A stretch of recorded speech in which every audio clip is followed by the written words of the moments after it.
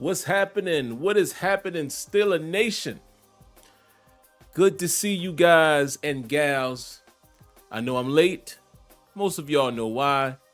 And this will be an extremely short show, and I will explain a little bit about that here in a moment. But hey, gotta get some content out to you guys regardless. But like I said, I will explain to you why you're just now seeing me now that it is 9:42 p.m. Eastern time. But we're going to get into it, and we're going to have some quick fun doing it. And then, of course, man, on Terrible Towel Tuesday is when, I'll do the real deal for you guys and get all the way in. But before I get started, let me just say this really quick, man. Welcome to all of the early commenters, and also welcome to the Steelers versus the Bengals after play Week 12, 2023 season, and the Steelers have a W to put in their pockets. Hey, they're sitting at 7-4, and they're in pretty good position as far as I remember. If I'm not mistaken, I think they're right now in the 6th spot. I saw the Bills just recently lost. So the Steelers are sitting at, the 6th spot in the playoffs, and I mean, we'll see how that transpires. But let's say hello to the early commenters. Barbara Bill, Cutboy 412, JJ Walker, who else? Adam Owens. Hello, Miss Destiny in the building. What's up, Destiny? Always good to see the lovely ladies in the chat. Make sure you say hello to the lovely ladies, fellas. Drama Sidell. Who else? JJ Walker, Brother Mark. And that's about all I see right now. Hold on. Chico Hendricks is in the building as well. Daredevil in the building as well. And like I said, that's about all I see at the current moment. And let's get in and get out. Hold on, guys. I do got to send this link to one more individual. Here we go. All right. So this will be a quick one. I'm going to set my alarm. You guys are going to hear me do it. This show will be 15 minutes or less. So let's do it right now. Hey, Siri. Set a 15-minute timer. And there it is. All right, let's dive into it. So, guys, the reason why you're just seeing this show right now, this late, this far after the post game, is because, like I told some of you guys on the before play video, went out of town this weekend. I went out of town, just now got back, literally just walked in the door about 10 minutes ago. But I've been in New York. I was in Brooklyn over the weekend, man. My wife and our other friends, the 6 of us that roll with each other quite often. We call ourselves the Super Six couples thing. We all went to Brooklyn yesterday, man. We went to the Jay-Z exhibit at the Brooklyn Library. I mean, listen, if you are a Jay-Z fan, if you're a hip-hop fan, period, it was a nice thing to see, man. Very good exhibit. And again, if you're a hip-hop fan, you will appreciate it, just seeing how far hip-hop can come. And where it has come, having one of their own, someone from Brooklyn having an exhibit in their own hometown at the library, that was major. So we did that. It was one of the other young ladies, my cousin's wife. It was her birthday weekend, so we did that. We spent the day in Brooklyn. We had a great dinner overnight. Of course, we went slept at the hotel, what you want to call it that. And then today, man, I was traveling, man, visited some family while we were in New York. My wife's grandma is currently in the hospital. She's doing well, but she's in the hospital. So that's why, guys, I did not get to see the game live. I watched the game via phone real quick. I didn't even wait for the condensed version, from NFL Plus. I rewatched the full game, but I skipped. I made my own edits, and I skipped to each play. And I got through it in about 30, 45 minutes. Part of it, I'm in the mall because we went to the mall to see my sister-in-law and her and my niece. I mean, it was a lot going on. But I ended up watching a very brief version of the game. So that's where my information is going to come from, right? Tuesday, when I've had time to view the game in full, I can really dive in. But let's get to it because as of right now, I only got about 12 minutes and 40 seconds left. So listen, what I saw, man, the elephant in the room, the Pittsburgh Steelers were able to produce 400 plus yards of offense for the first time in a very long time. Ever since Matt Canada took over as the offensive coordinator, the Steelers had not put up 400 yards. They were the only team in that time frame that had not done it. So let's give a round of applause to, overall, Eddie Faulkner and Mike Sullivan.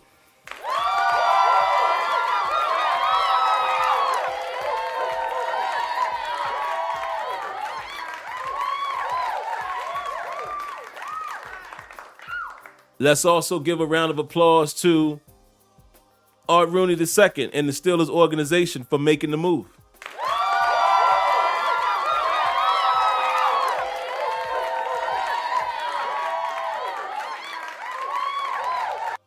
One more round of applause to Mike Tomlin, who he said made the decision to move on from Matt Canada midseason.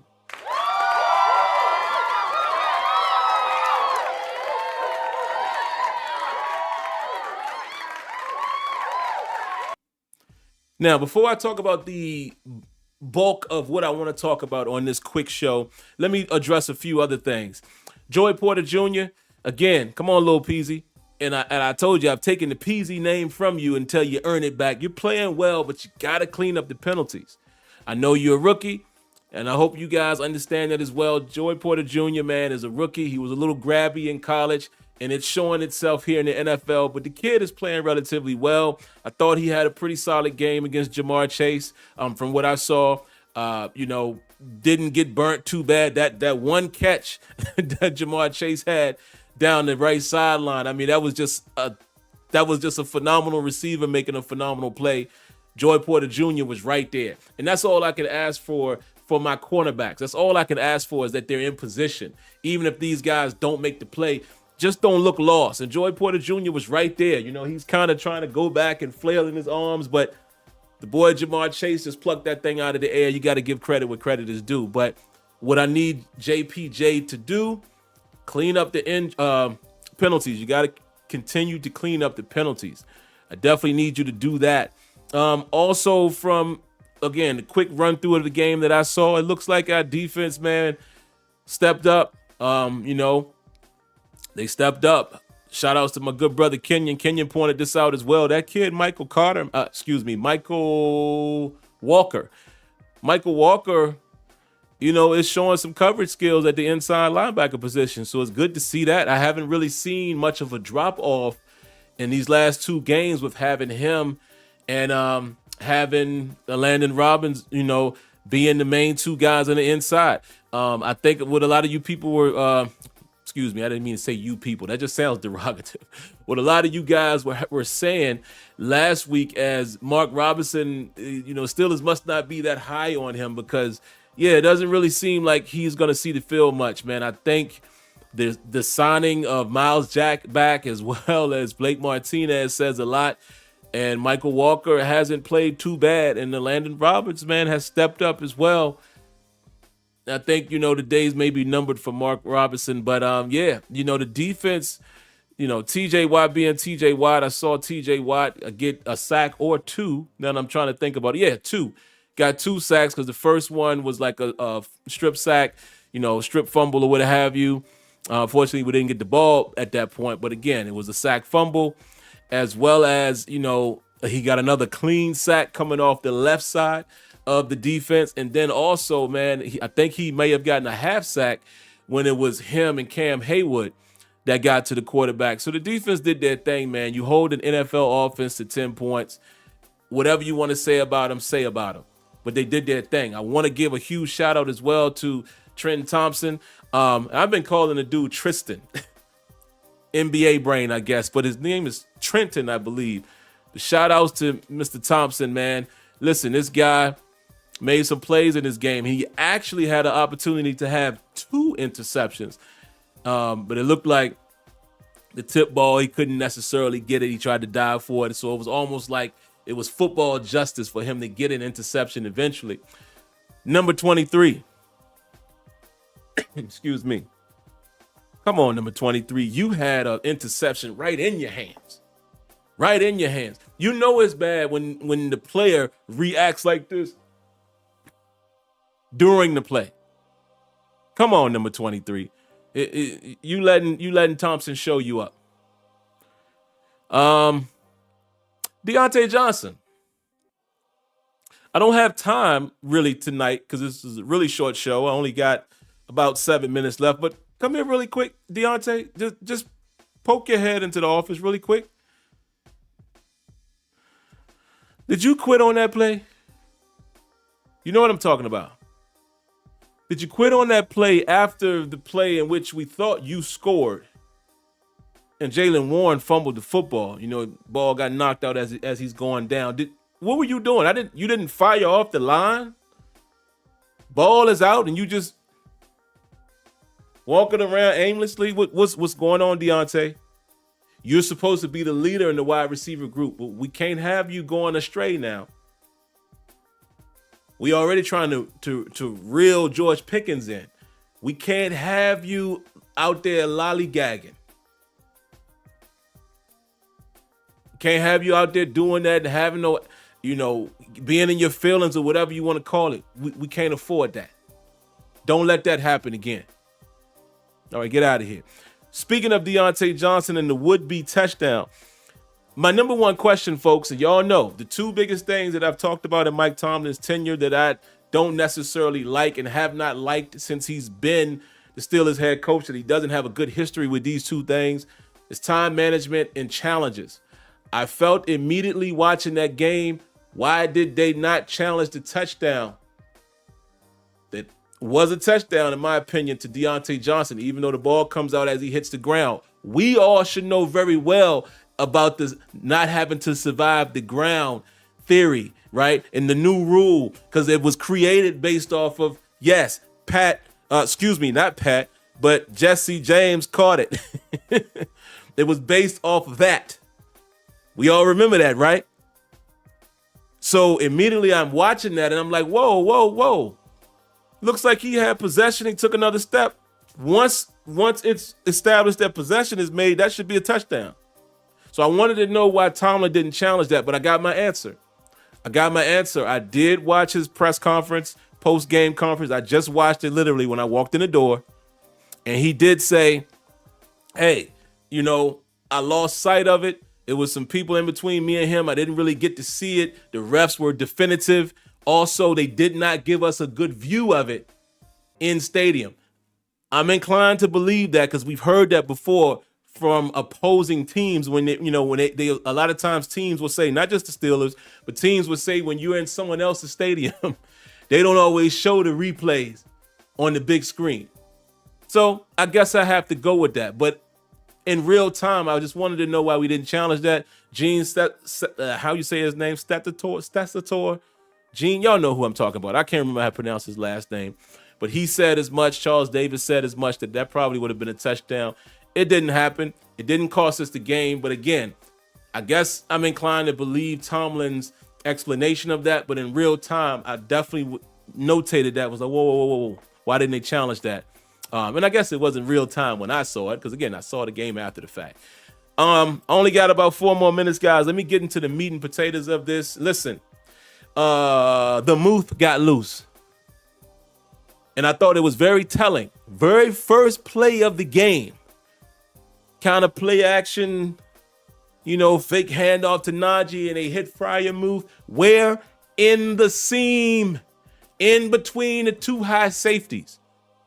It was almost like Cincinnati came out. We know they ain't going to throw that. We gonna keep too high all game. And we came out and punched them right in the mouth off rip. 29-yard gain. Thank you. There's a guy named Pat Fryermuth that plays for our team. Yes, he's back now. But even before he got injured, we didn't see much of that. We didn't see it last week. Whoa. Impressive that they come out and utilize the tight end, and Pat Fryermuth ends up with, let me make sure I got the numbers right. How much did he end up with? I think it was 9 catches for, let me be correct. Pat Fryermuth had 9 receptions, 120 yards. Come on, man. Kenny Pickett, 24 for 33, 278 yards. No touchdowns, but from what I saw at first glance, I didn't really see much that I can get on Kenny about today. Couple throws that he missed. He missed a little bit high to George Pickens. I did see that. It's a couple throws that he missed, but largely there's not a whole lot I can get on Kenny Pickett about today. Like I said, he had a throw or two that I thought he missed, but he made some money throws too. That throw to Pat Fryermuth was where it needed to be because there was an underneath a defender right there. It hit Fryermuth right away.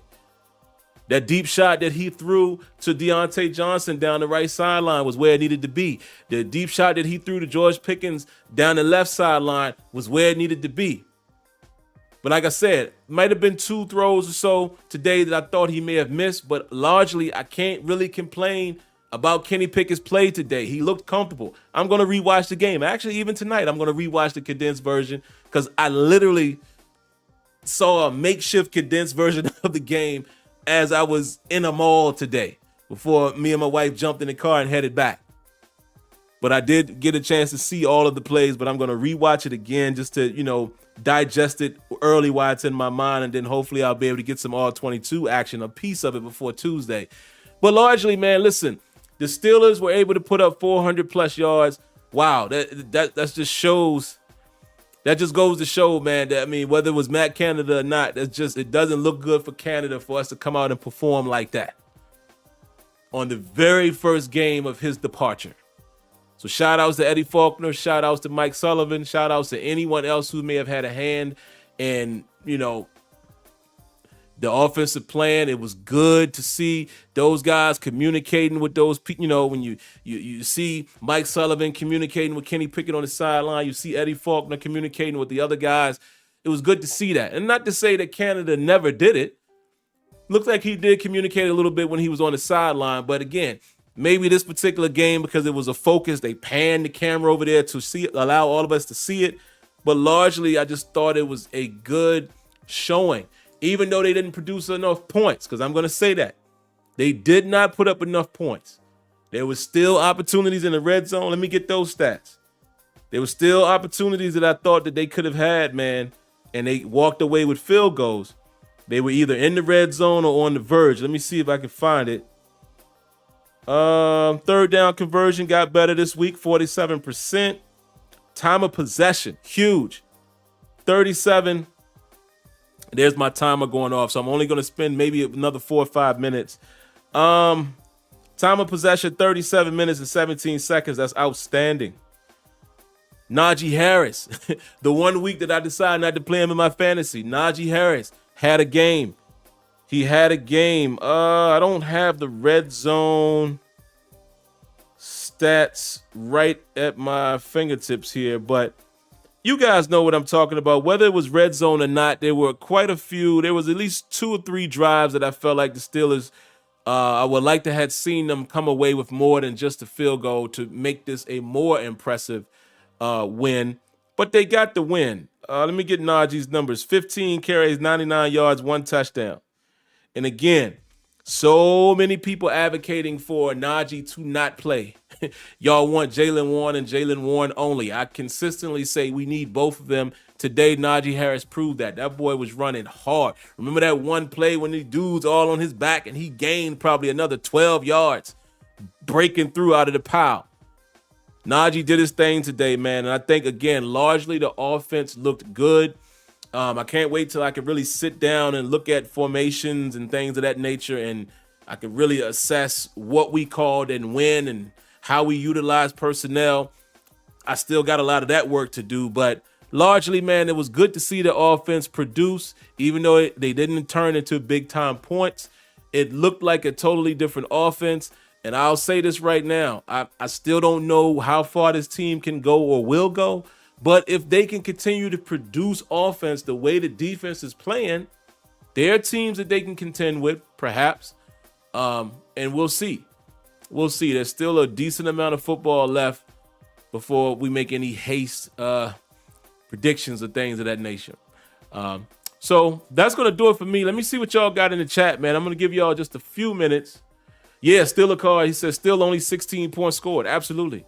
I'm right there with you. I'm right there with you. Gavin Carr says we would have put out more points if the O-line played better. Yeah, the O-line gave up a little bit of pressure. Looked like they did. Mr. Malvo says nothing about the 400 yards says anything positive. Oh, okay. Kenny's still off target. He needs to be benched. He didn't do nothing with the 200 plus yards he had.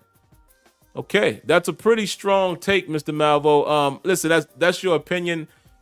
Like I said, on first watch, I felt like Kenny missed like 2 throws that I can remember. I think the one when George Pickens dove for the ball, I have to go back and look and see if that was a bad throw or if it's more of a Pickens trying to read when to break away from the defender.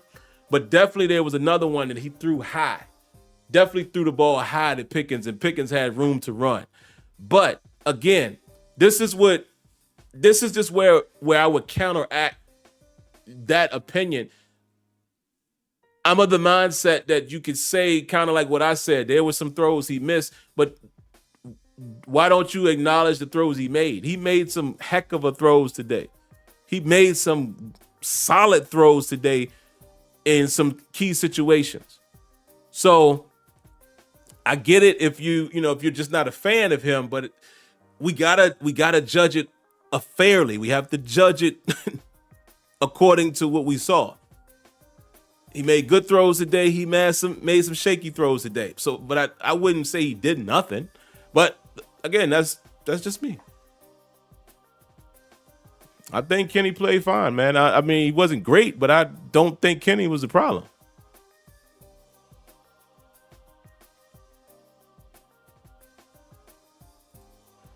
Let's see. Real Fact says stat watchers are going to say that this was mediocre game by Kenny. Made a lot of big time throws. That dot to DJ in the end. Exactly. Throws over the middle to Muth was deadly. 2 deep shots to DJ and Pickens. This is what I'm saying, man.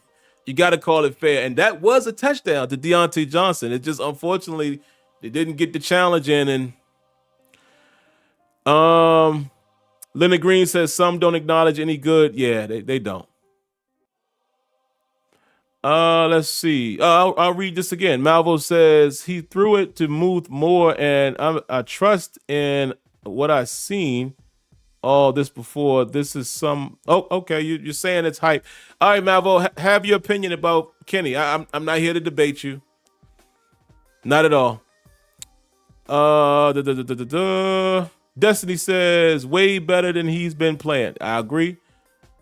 Deron says, do you think we need another receiver? Not at the moment. Not at the moment.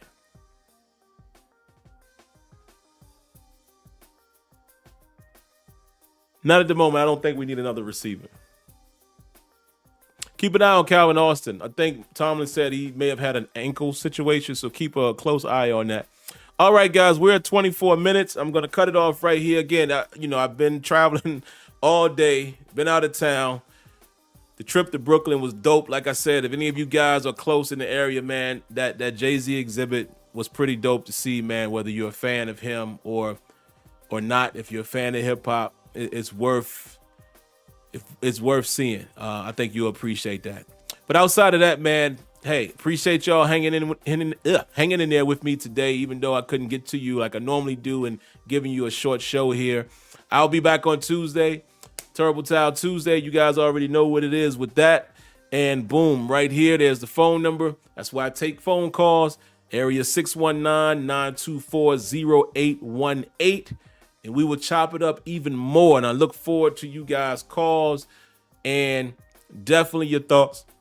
Your thoughts, your hate, your love, whatever you got. But good game, 7-4. Hey, we'll see what they do. But, they needed that game. They got one of the 2 from Ohio. They could have got the Cleveland game. So that's why I said yesterday on the before play that I think this is a game they can go get in Cincinnati, given the circumstances at quarterback and given the way that how they played. From a defensive perspective against Cleveland, I felt like they could go to Cincinnati and get it done, and they got it done. So there you have it. All right, I'm out of here, man. Make sure you guys do this right here. If you like the video, hit that like button. If you like the content, hit that subscribe button. And to be aware of when videos and streams are available, Click that notification bell so you're fully informed. Outside of that, I just need you guys to stay safe, stay blessed, stay healthy. Enjoy the rest of your evening. I shall see you on Tuesday. And once again, thank you for tuning in to the Steelers After Play. Steelers versus Bengals Week 12 edition. Catch you next time. Peace.